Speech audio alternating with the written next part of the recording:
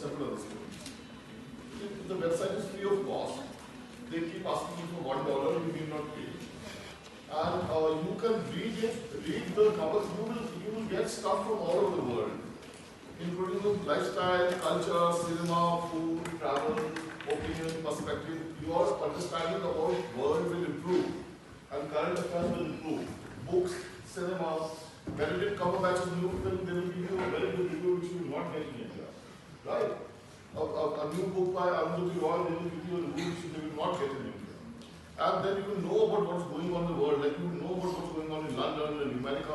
Now there's no hierarchy of knowledge. You as a young people should know also about the world as much as anybody else should know about the world. Right? And most importantly, it will improve your English.